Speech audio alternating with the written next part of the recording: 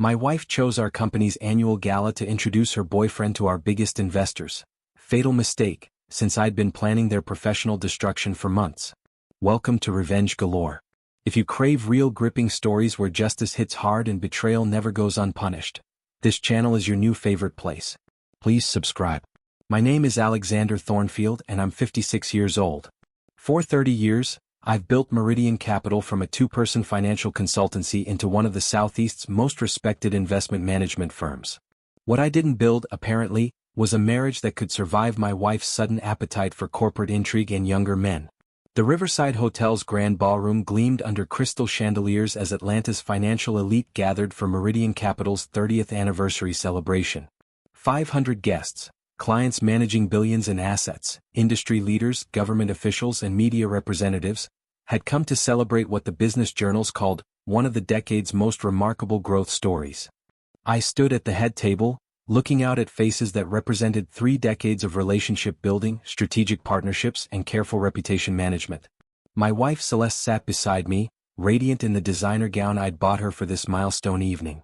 She seemed unusually animated, checking her phone frequently and scanning the crowd with an anticipation I'd initially attributed to excitement about our anniversary celebration. I should have recognized it as something else entirely. Ladies and gentlemen, I began my speech. 30 years ago, I started Meridian Capital with a simple belief that financial success follows integrity, strategic thinking, and genuine partnerships. The irony of those words wouldn't be lost on me later. 20 minutes into my presentation about sustainable growth and long-term value creation, I noticed Celeste stand and wave toward the ballroom entrance. A man was approaching our table, tall, athletic, probably in his mid-30s with the kind of easy confidence that comes from never having built anything substantial but believing you deserve everything.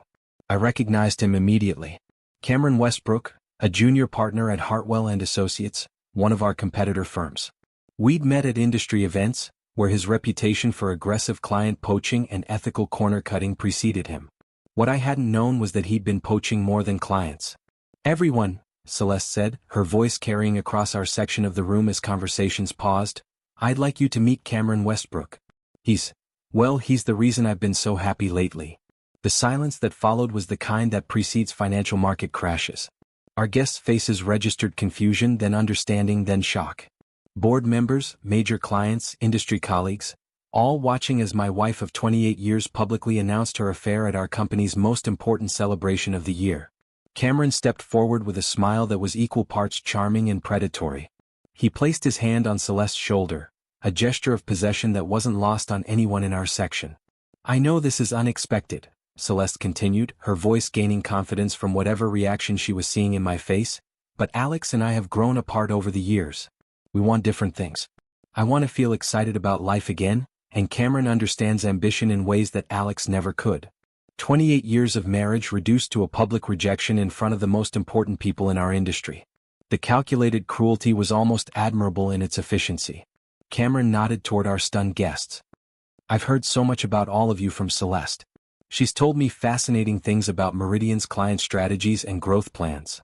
That comment sent a chill through me that had nothing to do with personal betrayal. Celeste had access to confidential client information, strategic documents, and competitive intelligence through her role as my wife and unofficial company hostess. If she'd been sharing details with a competitor's junior partner? Alex, Celeste said, looking directly at me for the first time since beginning her announcement, I hope you can be mature about this. Cameron and I are planning a future together, and we'd like your support as we transition to a new arrangement. The ballroom had gone completely quiet. 500 of the Southeast's most influential financial professionals were watching my response to the most public humiliation of my career. I reached into my jacket pocket and pulled out a sealed envelope, the same cream color as our original wedding invitations 28 years ago. I placed it gently on the table in front of Celeste. What's this? She asked, her triumphant expression wavering slightly. Something I've been working on, I said quietly. I thought tonight would be the perfect time to present it. Then I turned to Cameron. Mr. Westbrook, I believe you'll find this evening more educational than you anticipated. I raised my champagne glass toward our stunned guests. Ladies and gentlemen, thank you for joining us this evening. As we've learned, celebrating 30 years in business teaches you quite a lot about recognizing patterns, protecting assets, and timing your responses appropriately. The confusion on both Celeste's and Cameron's faces was genuine. This wasn't the reaction they'd expected or planned for. "Please continue enjoying the celebration," I continued. "The real business of this evening is just beginning." I walked away from the head table with my dignity intact, feeling 500 pairs of eyes following me toward the exit. Behind me, I could hear Celeste's voice rising in confusion as she tore open the envelope, but I didn't turn around. The real show was just starting and I had preparations to complete. What Celeste was discovering as I made my way to the hotel's business center was that the envelope contained the first phase of a comprehensive response I'd been planning for 4 months. Ever since I'd first suspected her newfound interest in Meridian's boring business operations might have external motivation. The investigation had started with small things. Celeste's sudden curiosity about client meetings, her questions about competitor firms, the way she'd started reading our quarterly reports instead of the society magazines that usually occupied her attention. Then came the late-night phone calls she took in other rooms, the new wardrobe more appropriate for someone half her age, and the business networking events she attended without me. 2 months ago, I'd hired Blackwater Investigations, a firm specializing in corporate espionage and financial crimes. The photos they provided were professionally clear and legally admissible. Celeste and Cameron at restaurants I couldn't afford on my CEO's salary, weekend trips to Charleston and Nashville, private meetings in Cameron's downtown office after hours. More importantly, the investigation had revealed the scope of Cameron's interest in my wife. Hartwell and Associates had been targeting Meridian's client base for 18 months, attempting to poach our highest value accounts through aggressive tactics and below-market pricing. They'd been unsuccessful largely because our client relationships were built on 30 years of trust and proven performance. But Cameron had found a different approach. Through Celeste, he'd gained access to confidential information about our clients' investment strategies, upcoming changes in their portfolios, and private details about their financial situations that could be leveraged for competitive advantage. The financial records were the most disturbing part. Using credit cards I'd provided for household expenses, Celeste had been funding Cameron's lifestyle, expensive dinners, weekend getaways, even a down payment on a BMW he couldn't afford on a junior partner's salary. She'd essentially been paying him to conduct industrial espionage against her own husband's company. But what Cameron and Celeste didn't understand was that I hadn't survived 30 years in financial services by being naive about human nature or unprepared for betrayal. The company they thought they were targeting had been preparing for exactly this kind of threat since long before either of them recognized it existed. I spent the next hour in the hotel's business center, activating response protocols I'd hoped never to use. Phone calls to attorneys, accountants, and strategic partners who'd been briefed and prepared for this moment. Email communications to regulatory bodies, professional organizations, and law enforcement agencies with evidence that had been compiled and organized for months. By the time I returned to the ballroom, Celeste and Cameron were huddled at a corner table, surrounded by stacks of legal documents and looking far less confident than they had an hour earlier. "Alexander," Celeste approached me as I re-entered the reception, her voice tight with panic. "We need to talk privately. These papers, there must be some mistake." "No mistake," I replied calmly. "Just consequences." Cameron stood and attempted his most charming smile. "Mr. Thornfield, I think there's been a misunderstanding about my relationship with Celeste. This is purely personal, nothing that affects our professional responsibilities." I studied him with the same analytical attention I brought to evaluating investment opportunities. "Mr. Westbrook, are you familiar with the Securities and Exchange Commission's regulations regarding the unauthorized acquisition of material non-public information?" His smile faltered slightly. "I'm not sure what you're suggesting." "I'm not suggesting anything. I'm informing you that the SEC received a comprehensive report this afternoon documenting your systematic acquisition of confidential client information through personal relationships. They'll be very interested in discussing your recent investment recommendations and how they might have been influenced by information obtained through unauthorized channels." The color drained from Cameron's face as the implications became clear. Securities fraud carries federal criminal penalties, including substantial prison sentences and lifetime bans from the financial services industry. "That's impossible," Celeste interjected. "I never shared any confidential information. Our conversations were personal." I opened my phone and showed them both a photo from the private investigator's file. Celeste and Cameron at dinner, her pointing to documents spread across their table, his credit card receipt showing the date and location. "These appear to be Meridian client portfolios," I said quietly.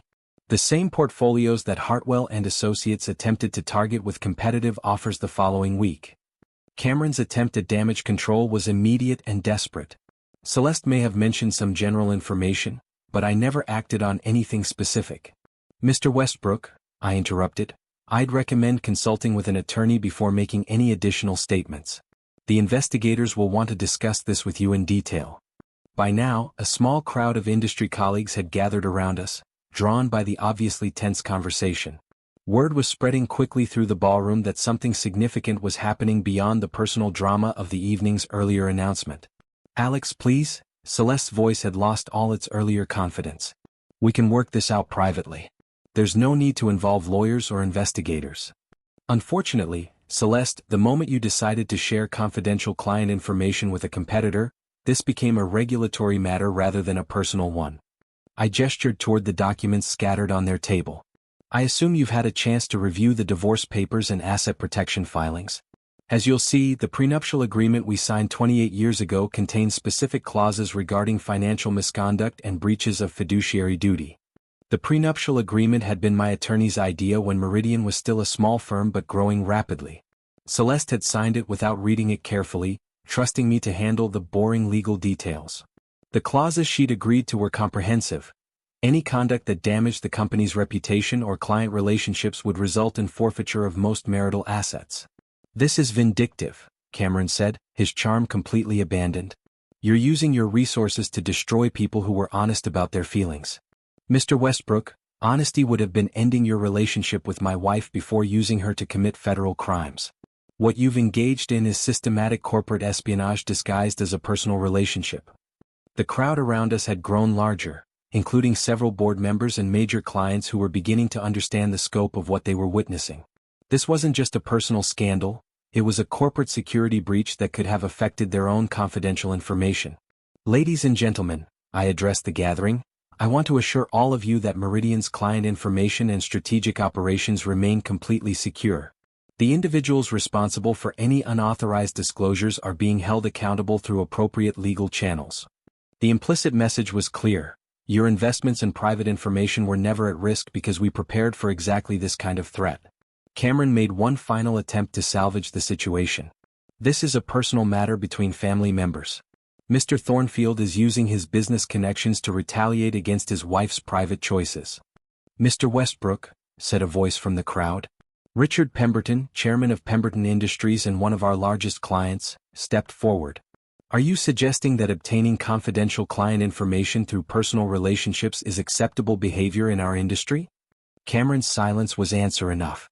Furthermore, Pemberton continued, are you acknowledging that you've been using private information obtained from Mrs. Thornfield to compete against her husband's firm? The legal implications of any response Cameron might give were now obvious to everyone present, including Cameron himself. I think, said Margaret Ashworth, senior partner at the law firm that handled most of the regulatory work for firms in our industry, Mr. Westbrook should decline to make any further statements without counsel present. Cameron looked around the circle of faces surrounding him, some of the most powerful and well-connected people in Atlanta's financial community, and realized that his attempt to advance his career through personal manipulation had just destroyed any future he might have had in the industry. Celeste, he said quietly, I think we should leave. Yes, I agreed. That would be wise. As they gathered their things and headed toward the exit, I remained with the cluster of colleagues and clients who'd witnessed the evening's events. The conversation that followed would shape how this incident was understood and discussed throughout our industry. Alex, said David Harrison, CEO of one of our partner firms, how long have you known about this situation? Long enough to take appropriate protective measures, I replied. Client security and regulatory compliance have always been our highest priorities. And the legal response? Comprehensive. Both civil and regulatory authorities have been informed. The evidence is documented and legally admissible. Margaret Ashworth nodded approvingly. Smart approach. Clean, thorough, and properly coordinated with appropriate authorities. Over the next hour, as the reception continued, I found myself in dozens of conversations about crisis management, corporate security, and professional integrity. Rather than being damaged by the evening's events, Meridian's reputation was actually enhanced by our obviously careful preparation and professional response. You handled that masterfully, Richard Pemberton told me near the end of the evening. Most men would have fallen apart under that kind of public humiliation. 30 years in business teaches you to separate emotional reactions from strategic responses, I replied. Personal betrayal is painful, but it doesn't change your professional responsibilities. The SEC investigation will be resolved quickly? Very quickly. The evidence is comprehensive and the violations are clear. Mr. Westbrook's career in financial services is effectively over. And your wife will discover that choices have consequences. The prenuptial agreement ensures she won't benefit financially from her misconduct. Pemberton smiled grimly. Justice has a way of working itself out when people are prepared for it. The next morning brought a series of phone calls that confirmed what I'd expected. Cameron Westbrook's professional credentials were under review by multiple regulatory bodies. Hartwell and Associates had suspended him pending investigation. The SEC had opened a formal inquiry into securities violations related to unauthorized information gathering. More importantly for Meridian's future, 3 major clients called to express their confidence in our security measures and their interest in expanding their relationships with our firm. The way you handled last night, Richard Pemberton explained during his call, demonstrated exactly the kind of strategic thinking and crisis management we want protecting our investments. Celeste called around noon, her voice hoarse with exhaustion and panic. Alex, Cameron's been suspended from his job. He says the SEC is investigating him for things he never did. This has gone too far. Celeste, Cameron accessed confidential information about our clients through his relationship with you. That's a federal crime. But I never meant for this to happen. I wanted to feel important, to be part of something exciting. You were part of something important. You chose to damage it for someone who saw you as a means to advance his career. Can't you call off the investigation? Tell them it was a misunderstanding? The investigation is based on documented evidence of securities violations. I can't call off federal law enforcement because you regret your choices. Alex, please. I'm sorry about the public announcement. I was trying to force your hand to make you pay attention to our marriage. I never intended to hurt the business. Celeste, you shared confidential client information with a competitor. The moment you did that, you stopped being my wife and became a corporate security threat. The silence that followed was long enough for her to process the implications. What happens now? She asked finally. Now you experience the consequences of your choices. The prenuptial agreement is clear about financial misconduct. You'll receive modest spousal support, but the majority of our assets were always protected from exactly this situation. And Cameron? Cameron's legal problems are his own responsibility. I'd suggest he find an excellent criminal defense attorney. 6 months later, I was sitting in my office reviewing applications for Meridian's expansion into the Nashville market when my assistant informed me that Cameron Westbrook was in the lobby, requesting a meeting. I found him waiting in our reception area, looking substantially older and less confident than the man who'd tried to charm our clients 6 months earlier. His expensive suits had been replaced by off-the-rack business wear, and his whole demeanor suggested someone who'd learned hard lessons about professional consequences. Mr. Thornfield, thank you for seeing me. I gestured toward a conference room. What can I do for you? I wanted to apologize. For my behavior, for what I did to your marriage, for the damage I caused to your business reputation. Your apology is noted, Mr. Westbrook. Though I should mention that our business reputation was actually enhanced by your actions. Nothing demonstrates corporate security like successfully identifying and neutralizing threats. He winced at that characterization but continued. I also wanted to ask. I know this is presumptuous, but I'm looking for work. The SEC investigation destroyed my career in financial services, but I thought maybe in a different capacity. I studied him with genuine curiosity. Mr. Westbrook, 6 months ago you attempted to steal our clients, seduce my wife, and commit federal crimes using information she provided. What makes you think I'd consider employing you in any capacity? Because I learned that I was completely out of my league. What you did, the preparation, the timing, the legal coordination, I never saw it coming. I thought I was manipulating the situation, but you were 3 steps ahead the entire time. And I need a job. My legal bills wiped out my savings and no one in financial services will hire me. I'm desperate. I appreciated his honesty, but employment wasn't the lesson he needed to learn. Mr. Westbrook, desperation is what led you to make poor decisions in the first place. I'd suggest finding a career where integrity and long-term thinking are valued over short-term manipulation. Such as teaching perhaps, or social work. Something where your past mistakes might actually help you understand and guide others who are tempted by shortcuts. He looked confused, as if the idea of helping others had never occurred to him. Mr. Westbrook, you're 34 years old. You have plenty of time to build a career based on genuine value creation rather than taking advantage of others. But that career won't intersect with mine or my industry. After he left, I returned to the Nashville expansion plans. Meridian Capital had grown by 40% since the anniversary gala, largely due to new clients who'd been impressed by our crisis management and security protocols. That evening, I had dinner with Dr. Elizabeth Morrison, a successful cardiologist I'd met at a medical conference where I'd been speaking about financial planning for healthcare professionals. She was 48, divorced herself, and had built her practice through the same combination of technical excellence and relationship building that had made Meridian successful. How do you feel about your ex-wife asking people to intervene on her behalf? Elizabeth asked, referring to the mutual acquaintances who'd been calling to suggest I be more generous in the divorce settlement. Grateful that she's showing her true character to people who matter, I replied. Every call like that demonstrates to our social and professional networks who actually understands integrity and responsibility. Your children have been supportive? Completely. They're adults who can evaluate character and choices independently. They've seen how their mother's decisions affected our family and business. And Cameron? Is learning that actions have lasting consequences. I hope he uses the experience to build something better than what he destroyed. Elizabeth smiled. You're remarkably generous toward people who tried to ruin you. Not generous, practical. Hatred and vindictiveness waste energy that's better spent building positive outcomes. 1 year after the anniversary gala, Meridian Capital was featured on the cover of Financial Planning magazine as Firm of the Year. The article highlighted our innovative security measures, client protection protocols, and crisis management procedures.